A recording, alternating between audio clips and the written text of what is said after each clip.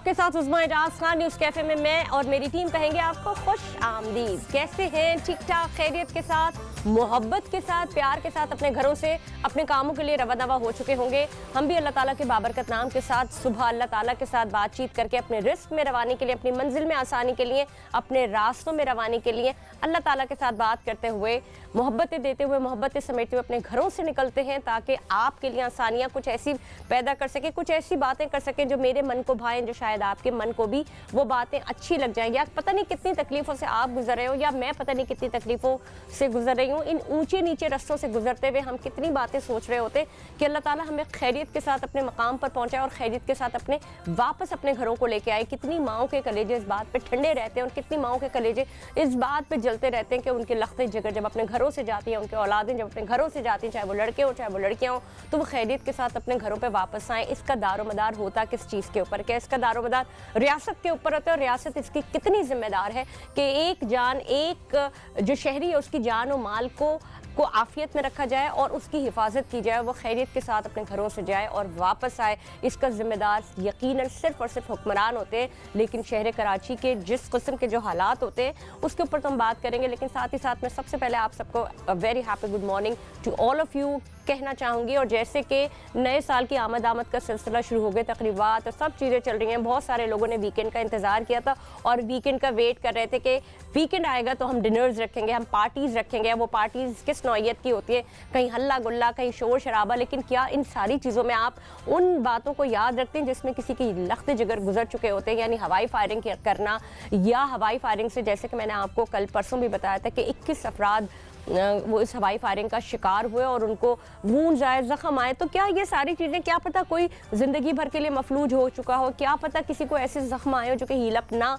हो सके ज़िंदगी भर, या उसका दर्द और ज़ख्म ना जाए। ये मैं जान सकती हूँ क्योंकि मैंने आपको जैसे बताया कि जितने पिछले दिनों मैं जिन हादसे से गुजरी उसकी अभी तक 6-7 हफ्ते गुजर गए और मैं अभी तक उस हाथ को लिए अपना चल रही हूँ।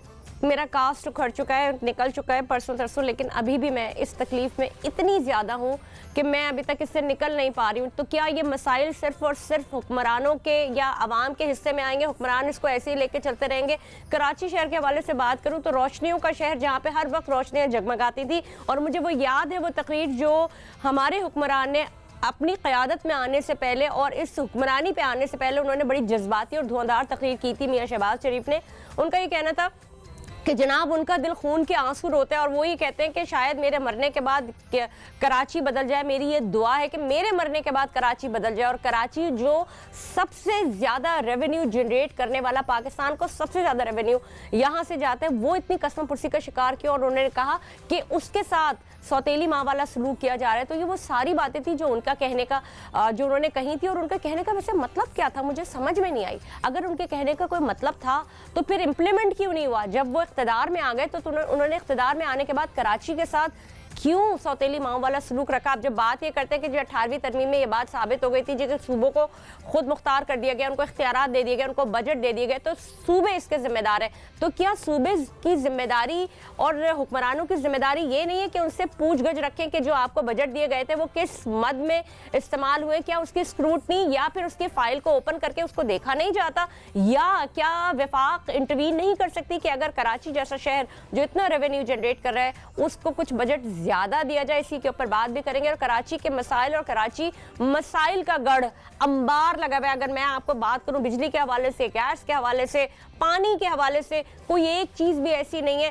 तालीम, तिजारत, हर चीज़ में फुकदान यहाँ पे पाए जाते हैं, जबकि सबसे बेस्ट लोग कराची में रहते हैं। वैसे तो पूरा मुल्क में हमारे मुल्क के सारे शहरी जो है वो ज़बरदस्त किस्म के शहरी हैं और ज़बरदस्त किस्म का हमारी कौम है, कौम में बड़ा जज्बा है। लेकिन मैं सिर्फ ये फ़र्क ये जानना चाहूँगी, क्या हमारे हुक्मरानों में फ़र्क है या हमारी कौम इस काबिल नहीं है? इसी पे बात भी करेंगे। मेरे साथ मेरे बहुत ही मुअज़्ज़ज़ मेहमान गिरामी फ़हद शफीक मौजूद है, जो कि कोऑर्डिनेटर है वज़ीर आज़म यूथ प्रोग्राम के, जिनका ताल्लुक PMLN से है, सिंध से उनका ताल्लुक है। जी अस्सलाम वालेकुम, कैसे हैं फ़हद? ठीक ठाक है, खैरियत से? आपको खुश आमदीद कहेंगे।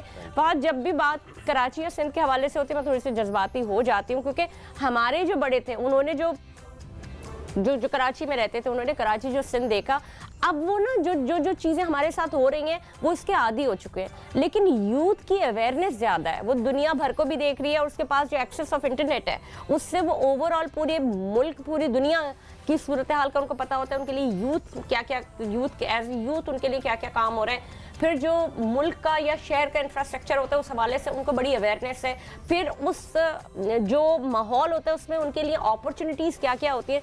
लेकिन अगर दिमाग हमारा टूटी सड़कों, कचरा उठाने, पानी नहीं है, गैस नहीं है, ये मसाइल में घिरा रहेगा तो मेंटल लेवल तो तबाह होगा ही होगा, रातों को नींद पूरी। यूथ क्या कहाँ जाएगी, वो क्या सोच रही है? बिस्मिल्लाहिर्रहमानिर्रहीम, बहुत शुक्रिया आपका।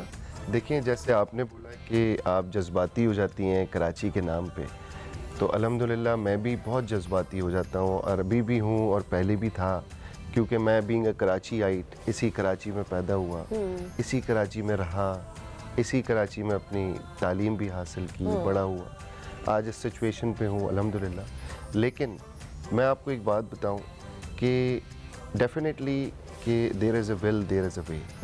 अगर हम, आपने जैसे बात की शहबाज शरीफ साहब की, आपने देखा होगा कि माजी में शहबाज शरीफ साहब ने 10 साल वो चीफ मिनिस्टर रहे हैं पंजाब के। वो तो उन्होंने बना दिया पंजाब को, इस पे तो बात ही ना करें। चले, शुक्र है आपने ये बात जरूर की। मैं देखे ना, मैं वही और तो ये बात आपने नहीं की, ये बात पूरी दुनिया करती है। लेकिन पंजाब वो पूरा पंजाब नहीं है, लाहौर की हद तक है, पूरा पंजाब तक फर्क पड़ा है, पूरा पंजाब। लेकिन देखिए ना कराची कितनी, पूरा पंजाब के किसी भी शहर का नाम लें, अच्छा किसी भी शहर का नाम लें और उसका कंपैरिजन कर लें कराची से, वो तो नो डाउट। मैंने जो ओल्ड सिटी एरिया है लाहौर का, मैं वहाँ भी गई हूँ, लेकिन क्या सफाई थी, मैंने वहाँ पे एक रैपर तक नहीं देखा। और जब आप एयरपोर्ट से एंटर हो रहे होते हैं तो ऐसा नहीं लगता कि आप सीरियसली के पाकिस्तान। कराची से अगर कोई भी पंजाब जाता है ना जी, तो वो आके पता है क्या बोलता है कि यार हम, ऐसा लगता है कि हम किसी और मुल्क आ गए। बिल्कुल सही कहा, लेकिन मुद्दा ये नहीं है, मुद्दा व्हाई ओनली पंजाब। मेरी बात तो सुनिए, मेरी बात तो सुनिए ना। डेवलपमेंट हो, इंफ्रास्ट्रक्चर हो, लॉ एंड ऑर्डर हो, एजुकेशन स्टैंडर्ड हो, ठीक है, चाहे कोई भी डोमेन ले लें आप, या एनवायरनमेंट हो या ग्रीनरी हो, देखिए हर चीज में बहुत बेहतर है, बहुत ज्यादा बेहतर है। इसीलिए तो हम एक्सपेक्टेशंस रखते हैं मियां साहब से कि थोड़ी एक अब मैं थोड़ी सी आपको इसकी सिचुएशन बताता चलूं कि आपके सामने है कि पिछली जो हमारी गवर्नमेंट थी 16 महीने की, उसके अंदर सारी कोई मुश्तरका 11 पार्टियों की गवर्नमेंट थी, उसमें 11 पार्टियों का स्टेक था, उसमें डिसीजन लेना बड़ा मुश्किल हो जाता था, सबके सामने ही है ना। जी बिल्कुल बिल्कुल। उस वक्त मुल्क डिफॉल्ट कर रहा था, हमने अपनी पॉलिटिकल मतलब उसको लगाकर और उसको मुल्क को बचाया, सही है। जिसकी मिसाल अभी इमरान खान साहब ने जेल से बयान दिया है, वो ऑन रिकॉर्ड मौजूद है कि मुल्क डिफॉल्ट कर रहा था, सही है। अब क्या सिचुएशन है कि अभी प्राइम मिनिस्टर को आए हुए कोई 8 महीने हुए, आप सबके सामने है। माजी में अगर हम माजी को देखें और अभी को देखें तो प्राइम मिनिस्टर डे 1 से जिस स्ट्रैटेजी के ऊपर काम कर रहे हैं हम सबके सामने हैं। डिफरेंट कंट्रीज के वफ्द यहाँ पे आता है, डिफरेंट कंट्रीज के जो बिजनेस कम्युनिटीज हैं वो यहाँ आती हैं। कहाँ आ रही है? पाकिस्तान में आ रही है। पाकिस्तान में आ रही है, लेकिन ओवरऑल हमें वो सारी आपकी देखिए, बीइंग अ यूथ, मैं आपके साथ मैं उसी तरफ आ रहा हूँ, ठीक है।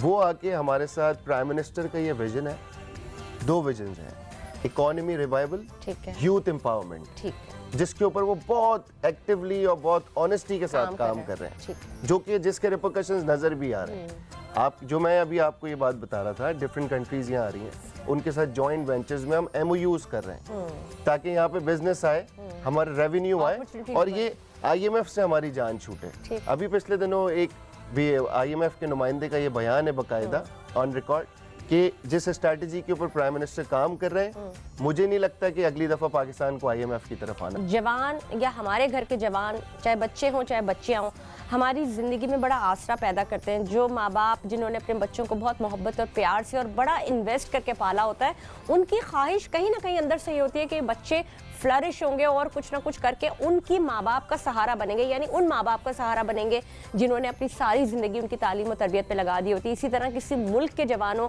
के ऊपर उनका मुस्तकबिल, उनका उनकी जो थॉट प्रोसेस है और जो उनका एक लाइफस्टाइल बनता कैसे है, जब आपके हुक्मरान आपको वो लेवरेज दे रहे होते हैं, वो एक्सेस दे रहे होते हैं, वो इंफ्रास्ट्रक्चर दे रहे होते हैं जिसमें वो परवरिश पा सके। लेकिन अगर वहीं से उनको हर जगह ठुकराना, या फिर उनको, या वो बच्चे जो घरों से काम करने निकलते हैं और टूटी फूटी सड़कों की नज़र होकर अपनी जानों से हाथ धो बैठते हैं, तो क्या उनकी जिंदगियां या उनसे जुड़े हुए रिश्ते उस बात की या उस तह तक पहुंच पाते हैं कि इस जो ये कीमती जान गई इसका जिम्मेदार है कौन, हुक्मरान है?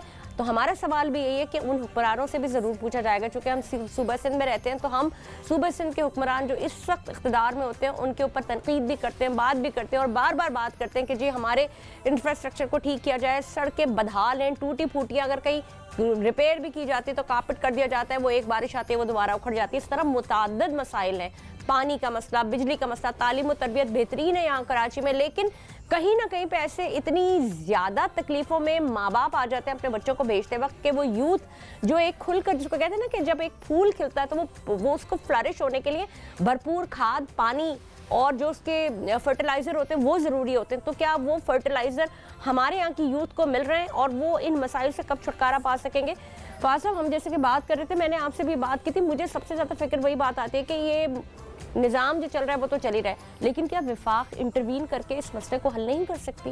ये एक मसला नहीं है ना कि एक मसले के ऊपर बात करें, मुतअद्दिद मसाइल है। देखिए, जैसे आपने जो भी मतलब चीज़ें हाईलाइट की, जो भी मामलात हैं, डेफिनेटली, क्योंकि हमारा भी दिल बहुत दुखता है अब, क्योंकि मेरा बच्चा भी बड़ा हो रहा है, वो भी इस कराची में रहता है और हम उसको बाहर भेजते हुए भी इनसिक्योर फील करते हैं। हाँ। सही है कि वो बाहर ना खेलने चले जाए, वो मोबाइल लेके बाहर ना चले जाए, बेटे कब आओगे, बहुत बहुत मतलब आपको टेंशन लगी रहती है।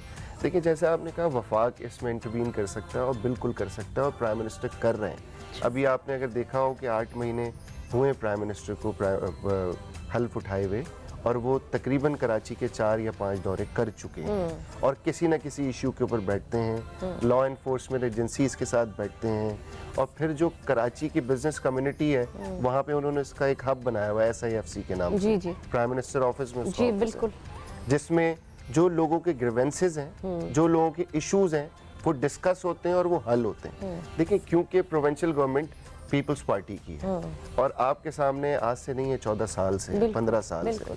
अब मुझे पता नहीं क्यों ऐसा लगता है कि पीपल्स पार्टी काम नहीं करना चाहती या वो कर नहीं रही, जबकि इस वक्त पीपल्स पार्टी के पास कराची में कई टाउन्स हैं जीते हुए, कई चेयरमैन हैं जीते हुए, मेयर उनका है, चीफ मिनिस्टर उनका है। चले, पहले तो ये बात होती थी कि मतलब मेयर उनका नहीं है, टाउन्स उनके नहीं है, चेयरमैन उनके नहीं है, लेकिन एज कम्पेयर्ड बिफोर अगर आप देखें तो थोड़ा बहुत बेहतरी की तरफ जा रहा है, लेकिन उस स्पीड से नहीं जा रहा जिस स्पीड से जाना चाहिए। तो मेरा एक सवाल ये है कि ठीक है, उनके पास तो ये सारी सब चीज़ें हैं, ये फैसिलिटीज़ हैं, वो मुझे सिर्फ इतनी सी बात बताइएगा कि जब पानी का मसला आता है, आप चूंकि कराची आए थे, कराची में रहते हैं, मसाइल से तो आप भी बखूबी बिल्कुल डेफिनेटली हूं। सबसे पहले तो मुझे बताएं पानी का मसला है क्यों, रीजंस क्या है, K4 के ऊपर काम क्यों नहीं हो रहा, और ये कब तक इसके दूररस नताइज नजर आएंगे? ये तो अभी के नताइज, या अभी पानी मैसर नहीं है? देखिए, मैं आपको एक बहुत क्लियर बात बताऊं, ये कहते हुए मुझे शर्म भी आती है। आप ये तो नहीं कहेंगे कि करना नहीं चाहते? नहीं, मेरे घर के अंदर भी पानी नहीं आता अक्सर और बेशतर, मेरे घर में भी गैस नहीं आती अक्सर और बेशतर, और भी चीज़ें मेरे घर में नहीं होती। मतलब जो हमारी बेसिक नेसेसिटीज़ हैं, हम उससे महरूम हैं। क्या हम तालीम की बात करें, क्या हम सेहत की बात करें, पहले तो हम बेसिक नेसेसिटीज से ही नहीं निकल रहे, हमें टैंकर डलवाने पड़ते हैं 10-10 हज़ार के, 5-5 हज़ार के। अब कराची के अंदर टैंकर माफिया का राज है। बिल्कुल, मैं आपको ऐसी कई जगह हाईलाइट कर सकता हूँ कि जहाँ पे उन्होंने लोगों की लाइनें बंद करके हाइडेंट्स को लाइंस दी है। सही है, उसके ऊपर पिछले दिनों ऑपरेशंस भी हुए, लेकिन उसका कोई रिजल्ट नजर नहीं आया। तो आप लोग क्यों नहीं बोलते? देखिए, मैं अभी कराची शहर की बात कर रही हूँ ना, कराची शहर से आप एक छोटी सी मिसाल एक घर की ले लें, ये घर के बुनियादी मसाइल है, मतलब इसी को आप एक्सपेंड कर दें तो शहर के मसाइल हो गए। यानी एक घर में पानी ही नहीं है, एक घर में गैस ही नहीं है, एक घर में आप जो दीगर जो बिजली है वो नदारद है। तो मैं सिर्फ इस एक घर से चल रही हूँ कि उस घर का जो बच्चा परवान चढ़ने वाला है, चाहे वो छोटा है चाहे वो बड़ा है, वो फ्रस्ट्रेशन में आएगा या नहीं आएगा? फिर उससे कौम निकलेगी क्या, माशरा क्या बनेगा? देखिए, आपको याद होगा कि जब मियां नवाज शरीफ वज़ीर आज़म थे, 2013 में जब वज़ीर आज़म बने, तो हमारे यहाँ ना एक बहुत बड़ा इशू था, ये कराची के अंदर दहशतगर्दी थी, कत्लो गारत थी, आए दिन हड़ताल थी। मियां नवाज शरीफ ने बहुत स्ट्रिक्ट एक्शन लिया और कराची आके बैठे और उन्होंने मुझे बोला, उन्होंने इधर लॉ एनफोर्समेंट एजेंसीज को बोला कि मुझे क्रॉस द बोर्ड ऑपरेशन चाहिए और वो ऑपरेशन हुआ। अच्छा। आज अल्हम्दुलिल्लाह कराची का अमन बहाल है, हम हड़ताल के नाम को तरस गए हैं। ऐसा ही है या नहीं है? बिल्कुल सही। अगर हम रियलिटी बेस्ड बात करें, सही है। शहबाज शरीफ साहब भी उसी लेगेसी को लेके चल रहे हैं, उसी ऑनेस्टी के साथ काम कर रहे हैं और करना चाहते हैं। अगर आपने पिछले दिनों देखा हो, एक वीडियो बड़ी वायरल हुई है गवर्नर सिंध और चीफ मिनिस्टर सिंध की कायद आज़म के मज़ार पे। उन्होंने बोला कि गवर्नर ने बोला, जबकि गवर्नर को ये बोलना नहीं चाहिए था। गवर्नर जो है वो फेडरल के नुमाइंदा होता है और फेडरल गवर्नमेंट को रिप्रेजेंट कर रहा होता है। सीएम को उन्होंने बोला कि आप वजीर आजम से और कराची के लिए फंड ले लें, तो सीएम ने कहा कि फंड वजीर आजम ने दिया है और हमने उसके ऊपर काम भी करना शुरू कर दिया। तो ये पीपल्स पार्टी की गवर्नमेंट से अगर आप पूछें या किसी रिप्रेजेंटेटिव से पूछें कि प्राइम मिनिस्टर उनको फंड नहीं दे रहे, लेकिन या किसी चीज में इशू बना रहे हैं, ठीक है फंड्स भी दे रहे होंगे जी।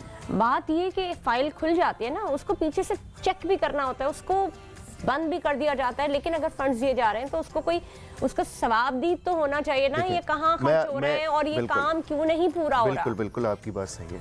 देखिए अभी जो सिचुएशन है ना, अभी सिचुएशन होल सोल पीएमएलएन की है इस वक्त फेडरल में। कैबिनेट होती है ना, तो हर चीज की अप्रूवल होती है कैबिनेट से। कैबिनेट के अंदर अगर दूसरी डिफरेंट पार्टीज के लोग और आपके साथ बैठे हो तो वो कोई ना कोई इशू बनाता है, तो वो कैबिनेट में अप्रूवल नहीं होती। इस वक्त अप्रूवल्स सबके मुश्तरका फैसलों से हो रही है और जो भी इशू है वो पीएमएलएन का इशू है। आप ये कह रहे हैं कि बात फिर भाई आ जाती है मखलूत हुकूमत के हवाले से। यस, इस वक्त नहीं है, मैं आपको वही बता रहा हूँ, इस वक्त नहीं है। सही है। और अगर आप इस 8 महीने को लें और पिछले 16 महीने को लें तो इस वक्त बहुत बेहतरी है। चले मुझे सिचुएशंस क्या है कि ओवर द नाइट चेंज नहीं आता। I know, सही है। अब क्या मैं आपको ये क्लियरली बता रहा हूँ, कराची या सिंध ऐसा है कि इसमें ओवरनाइट चेंज चाहिए है। देखिए अभी बजट्स हुए, उसके अंदर एनएफसी के थ्रू पैसे मिले सूबे को। सही है। अब सूबे की डिलीवरेंस के ऊपर सवाल होगा अगले 2, 4, 5 महीने बाद कि आपने क्या डिलीवर किया, क्या डिलीवर नहीं किया। लेकिन जो और प्राइम मिनिस्टर आपने देखा होगा कल भी सीएम मीटिंग में बैठे हुए थे। जो चीजें चल रही होती है ना, उनके ऊपर क्यों नहीं नुमाइंदे रखे जाते? मैं खुद भी कराची से इलेक्शन लड़ता हूँ, डायरेक्टली जो है वो विफाक को रिपोर्ट करते कि जी ये बजट दिया था तो इसके ऊपर ये काम हुआ और ये नहीं हो रहा, या स्लो हो रहा है, या ये मटेरियल इस्तेमाल किया जा रहा है, या नाक़िस मटेरियल, क्यों नहीं होते इसके ऊपर? देखिए ये कुछ पॉलिटिकल इश्यूज भी होते हैं उसके अलावा, लेकिन इस वक्त प्राइम मिनिस्टर हर सूबे से रिपोर्ट ले रहे हैं प्रॉपर्ली। कल भी मीटिंग में थे सीएम, आप शायद सीएम को बुला के ये बात पूछे ना तो वो ये आपको बताएंगे कि हम किसी भी प्राइम मिनिस्टर के दौर में इतना इस्लामाबाद नहीं जाते थे या वो इस्लामाबाद से कराची नहीं आते थे जितना शहबाज शरीफ साहब एक्टिव हैं। आपने देखा भी होगा इस चीज को। देखिए अब जो सिचुएशन है ना, मैं खुद भी इलेक्शन लड़ता हूँ कराची से। मैंने 18 में भी इलेक्शन लड़ा, मैंने अभी 24 में भी इलेक्शन लड़ा। हमसे लोग सवाल करते हैं, मैं पीएमएलएन कराची को लीड भी करता हूँ, मैं हमसे लोग सवाल भी करते हैं कि आपने पंजाब में तो इतना कुछ दिया, सिंध में क्यों नहीं दिया? तो मेरा भी यही है और हम भी ये सवाल अपनी लीडरशिप से करते हैं। आप यकीन करें, क्योंकि मेरे पास अभी पोजीशन है, मैं कोऑर्डिनेटर हूँ प्राइम मिनिस्टर यूथ प्रोग्राम का, सिंध रीजन को देखता हूँ, मेरा ऑफिस भी है यहाँ पे। मेरे पास लोग आते हैं ना तो वो यही बेसिक इश्यूज लेके आते हैं और हमने अभी एक पूरा परफॉर्मा बनाया है कि कराची की जो बेसिक नेसेसिटीज हैं उसको तो दूर किया जाए और प्राइम मिनिस्टर इस पे स्ट्रिक्ट एक्शन ले, और वो इंशाल्लाह नेक्स्ट वीक में मैं खुद इस्लामाबाद जाके। मजे की बात है, मैं सिर्फ आपको ये बता रही हूँ, अब हमें इससे नाज़रीन फर्क नहीं पड़ता कि हुकूमत किसी की भी हो, जो सच्ची बात है, जो डिलीवर करेगा, चाहे वो पीएमएलएन हो, चाहे वो पाकिस्तान पीपल्स पार्टी हो, या कोई भी XYZ हुकूमत कोई भी, और चाहे वो धांधली से ही आया हो, बात कोई नई नहीं है, बात पुरानी है। और अगर मैं ये कहूँ कि सालों से पुरानी है तो गलत नहीं होगा। मैंने अपनी ज़िंदगी में और अपने जब से होश पे ये सारी चीज़ें देखना शुरू किया, मुझे कराची अंबार और मसाइल का शहर ही दिखाई दिया गया। लेकिन मैं कभी कोई पुरानी तस्वीरें, कोई पुरानी जो आपकी हिस्ट्री के, अगर आप कराची को पुराना देखें 70 की दिहाई के हवाले से, तो कराची बड़ा खूबसूरत शहर हुआ करता था, एक नज़्म ज़ब्त था, रोशनियों का शहर था। और ऐसा नहीं था कि वहाँ पे सिर्फ एक बिल्कुल एक कंजर्वेटिव सा एक शहर था, वहाँ पे यहाँ पे कसिनोज भी हुआ करते थे, डिस्कोज भी हुआ करते थे, ये हो या ना हो, लेकिन एक आम शहरी अब ये तो हम उन चीज़ों को चूँकि हम ये एडवांसमेंट नहीं है, लेकिन क्या बेसिक नेसेसिटीज़ मिलना हमें तनज़्ज़ुली की तरफ नहीं लेके जा रहा। मेरा सवाल यही था कि मुझे आप पहले 3 सवालों के जवाब दें जो बहुत अहम है। मुझे क्यों नहीं पानी मिल रहा और K4 का मंसूबा क्यों नहीं, मुझे आप इसका सवाल का जवाब दें। मैं इस वक्त आपकी एफिलिएशन की बात नहीं करी कि वो PMLN से, मुझे ये जवाब दीजिए आप कि मुझे गैस क्यों नहीं मिल रही, और अगर गैस आनी ही नहीं है, ऑब्सोलीट हो जानी है, तो इसका ऑल्टरनेटिव क्या है। मुझे जवाब दें कि इलेक्ट्रिक के बिल्स इतने क्यों बढ़े, IPPs का खात्मा क्यों नहीं किया जा रहा। देखिए, हम अगर 1 बाय 1 चलें तो पानी की जैसे आपने बात की, देखिए पानी ये बेसिक नेसेसिटीज़ है ना जी। और बेसिक नेसेसिटीज़ प्रोविंशियल गवर्नमेंट की रिस्पॉन्सिबिलिटी होती है कि वो वहाँ के शहरी को दें। ठीक है, सही है। कराची के अंदर पानी का इशू मैंने आपको बताया, टैंकर माफिया का राज है, हाईडेंट्स का राज है, उसके अंदर एक पूरा माफिया है। ये तो मेरी जो मासी है ना घर की, उसको भी पता है। मैं इस तरफ आ रहा हूँ ना, मैं इस तरफ आ रहा हूँ। K4 की लाइंस को कट लगा के टैंकर हाईडेंट्स को लाइंस दे दी गई हैं, तो रोके ना उनको। सही है, एग्जैक्टली। दूसरी चीज ये कि ये रिस्पॉन्सिबिलिटी बनती है प्रोविंशियल गवर्नमेंट की, वो इसके ऊपर एक्शन फौरी तौर पे ले। कराची का शहरी पानी को तरस रहा है, तो मैंने आपको बताया, डेफिनेटली तो बिल्कुल पूछेंगे। इंटरवीन करने के लिए मैंने अभी आपको जैसे एक बात बताई, इंशाल्लाह ताला हमारी कोशिश है और हम बार बार ये बात रिक्वेस्ट कर चुके हैं कि गवर्नर PMLN का होना चाहिए सिंध के अंदर। जब तक गवर्नर PMLN बिल्कुल होगा। अभी गवर्नर PMLN का नहीं है, अभी गवर्नर MQM के हैं, वो फेडरल गवर्नमेंट को रिप्रेजेंट नहीं करते, वो पीपल्स पार्टी के साथ बैठ के जो प्रोविंशियल गवर्नमेंट है उनके साथ निगोशिएट नहीं करते। देखिए, जब चीजें बेहतर होनी शुरू होती है, तो मतलब अब प्राइम मिनिस्टर आके, ये क्या जरूरी है कि आप काम उनसे नहीं करवा सकते, आपके हाथ में पावर्स हो तभी आप काम कर सकते हैं। पावर्स नहीं, देखिए काम कराना गवर्नर के भी हाथ, लेकिन वो लेके तो चलता है ना। डेफिनेटली। अब क्योंकि प्राइम मिनिस्टर शहबाज शरीफ है, PMLN के प्राइम मिनिस्टर है, पूरे पाकिस्तान में कुछ भी होगा तो वो शहबाज शरीफ जिम्मेदार है, ये तो सब यही बात कहते हैं। तो इसीलिए इस स्ट्रैटेजी के ऊपर भी काम शुरू हुआ है और इंशाल्लाह ताला बहुत सारी चीज़ें बेहतरी होंगी। पानी की आपने बात की, मैं खुद घर में टैंकर डलवाता हूँ अक्सर बेशतर, सही है। वो इशू क्या है उसका, ये इशू है प्रोविंशियल गवर्नमेंट को चाहिए, CM सिंध को चाहिए, आपके तवज्जो से मैं उनसे गुजारिश कर रहा हूँ कि ग्रैंड ऑपरेशन करें। रेंजर्स ने पहले भी ऑपरेशन किया है, उसके बाद आज फिर टैंकर माफिया और हाईडेंट्स का राज कराची के ऊपर दोबारा आ गया है। मैं MD वाटर बोर्ड से भी रिक्वेस्ट करता हूँ कि इसके ऊपर मतलब मॉनिटरिंग करें, विजिलेंस कमेटी बनाएं और फौरी तौर पर एक्शन करें। आप देखें ओवर द नाइट कराची वालों को पानी मिलना शुरू हो जाएगा। जितनी प्लेट्स लगाई हैं उनको निकालें, हाईडेंट्स को बंद करें जो और उसके अलावा देखिए काम करने ये कराची का जो इंफ्रास्ट्रक्चर है, देखिए मैं आप यहाँ पे कितनी देर बोल लेंगे, इसके ऊपर तो डंडा चलाने से काम होगा ना। दूसरा सवाल मेरा गैस, देखिए गैस का ऑल्टरनेटिव मैं आपको बताऊं कि अब क्योंकि हमने RLNG इंपोर्ट करना शुरू कर दी है और गैस के जो इश्यूज हैं, मैं देखें जो हम इन चीजों को डिस्कस भी कर रहे हैं ना, तो कराची एक ऐसा शहर है जो पूरे पाकिस्तान के लोगों को पालता है। बिल्कुल सही है। यहाँ पर आबादी अगर आप सेंसस के हिसाब से देखें तो 3 करोड़ है, एक्चुअल आबादी 4 करोड़ है। और मैं आपको बताऊं पूरे मुल्क से लोग यहाँ सिर्फ पैसा कमाने आते हैं। यस, सही है। अब इसके साथ इतना अच्छा, इस कराची का लॉ एंड ऑर्डर भी अगर आप देखें तो मैं आपको बताऊं कि जितने स्नैचर्स पकड़े जाते हैं, जितने डाकू पकड़े जाते हैं, सारे कराची के बाहर के होते हैं। तीसरा सवाल मेरा एक और आ जाता है, हम बात करेंगे इलेक्ट्रिसिटी के हवाले से तो करते हैं बात, इतनी बोझ तले दब गए आम आवाम, एक अच्छा खासा खाता पीता इंसान तक बर्बाद हो गया इस इलेक्ट्रिसिटी के इतने बड़े बड़े बिल आके। देखिए K इलेक्ट्रिक क्योंकि आपके सामने हैं, इमरान खान साहब के दौर में K इलेक्ट्रिक के मुआहदे हुए थे और उनके जो साथी थे, जो इन्वेस्टर थे, आरिफ नकवी, उन्होंने ये K इलेक्ट्रिक टेक ओवर की हुई थी। अब सिचुएशन क्या है कि K इलेक्ट्रिक एक ऐसा डोमेन है जो कि प्राइवेट है, सही है। और हमारे जो पावर के मिनिस्टर हैं वो माशाल्लाह बड़े एक्टिवली काम कर रहे हैं। IPPs के ऊपर आपने देखा कितना बड़ा एक्शन हुआ है, अभी उसको रिमूव कर रहे हैं। तो सिचुएशन क्या है कि उन्होंने अभी पिछले दिनों K इलेक्ट्रिक के CEO को क्लियर इंस्ट्रक्शंस दी हैं कि आप इन सारी चीजों की मुझे ब्रीफिंग दें, क्योंकि वो कोर्ट से स्टे लेके बैठ जाते हैं CEO K इलेक्ट्रिक, क्योंकि प्राइवेट है। अब जिस वक्त कॉन्ट्रैक्ट खत्म होगा उस वक्त हम रिस्पॉन्सिबल होंगे। ठीक है, बहुत बहुत शुक्रिया। मेरे साथ मौजूद थे फहद साहब और फहद शफीक साहब, और मुझे उम्मीद ये है कि आपकी